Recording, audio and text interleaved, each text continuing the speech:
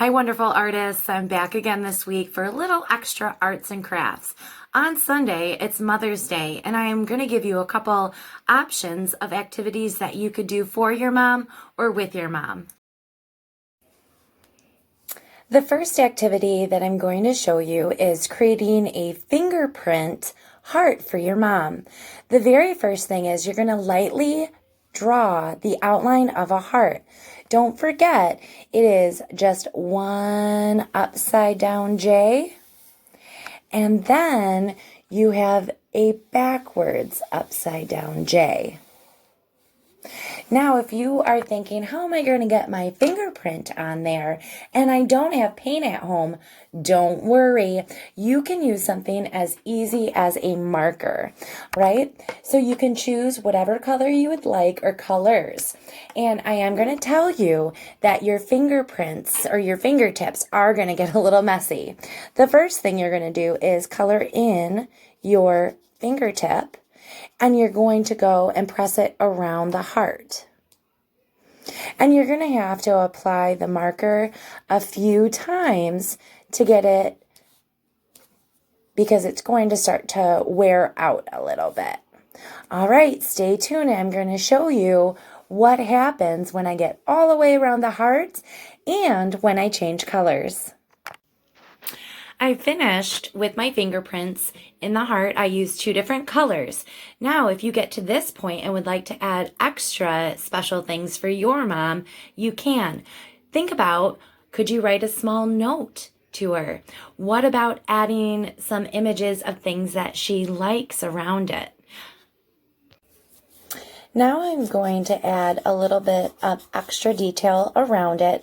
All I'm doing is drawing ovals over and over again, and what that's doing is creating a beautiful flower. And I'm going to continue for as long as I'd like. I'm also noticing all of my colors are about the same, so what I'm going to do is add a different color for that little bit of a pop, and I am going to add some swirls right over there to go with it. And now I have a wonderful picture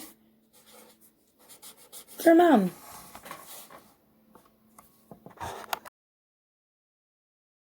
Hi, for our next activity, you only need a couple items. If you have a plastic bottle, I noticed that the water bottles work the best because they're a little bit flimsier, and you are also going to need a pair of scissors. For this activity, you need to do it with a parent because you are going to be cutting the plastic, and I want to make sure that we are safe. All right, for our plastic flower, the very first thing you're going to do is, if it has a label on it, you need to make sure you take that label off. I'm going to leave the top on it just because I think there's still a little bit of water in here and I don't need it going all over my workspace. So with a parent, please have your parent do this one, this spot right here. They are going to put a little hole in it. Oh, and then we're just going to go like this. That works better. That's why I'm asking that a parent does it. And once they have that hole, you can cut around it. All right, so now comes the part that you can do, but again, you still want to be careful of the edges, and Pepper's really interested in what's happening here. Now what you're going to do is you're going to cut straight lines, but not all the way through, okay? So I'm going to cut some lines, and if you want the petals of your flower to be thicker, then you just are not going to cut as many lines, thinner petals. And again, it doesn't have to be perfect. That's the fun part about it. Watching where you are cutting, please be aware of the fingers that are holding on to the bottle. Okay, I'm almost to my end. All right, nice. So now what you're going to do is you're going to take these, and if you have paint or other things at your house, you can even use glue and tissue paper to put and wrap your petals. You can experiment with other things. What happens when you take your marker and draw on the petal? If you end up using marker, what you're going to need to do though is let the marker dry, because if you go at it too fast, it's going to come off at your fingers. You can see those are from the other project that we just did. After this, let's say I have it all the way colored, what you can do is you can bend back and pinch, bend back and pinch, bend back and pinch, and you're going to have to do it a couple times.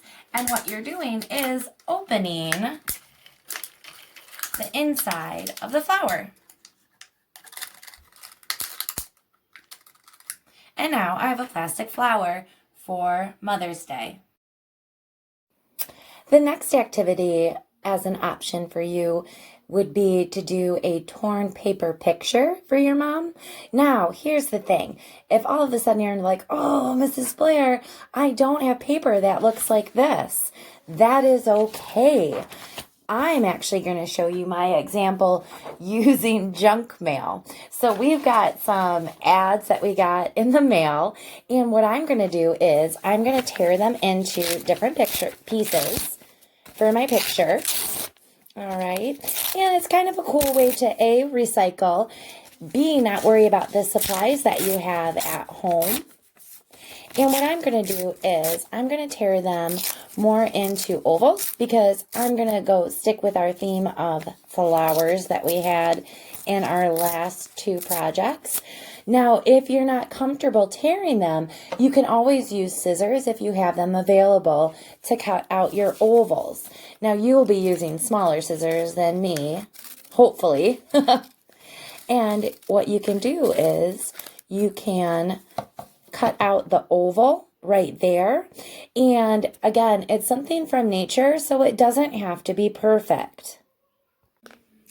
Once you have your petals cut, you can either tape them or glue them onto a background. You can also use other items that you might have around your house to add a little bit of texture. I'm actually going to use the water bottle top to make the center of the flower. If you're feeling like it, you can also draw in some of the details. For example, what if you wanted to draw in the stem just using a straight line? Actually, it's more of a curved line. You can also repeat the oval shape to make your leaf. You have right there. All right. And the best part about this is you also have enough space that you can write a little message to your mom. I hope whatever activity you chose to do, hopefully with your mom, that you had a great time doing it. I hope your moms have a great Mother's Day. Bye.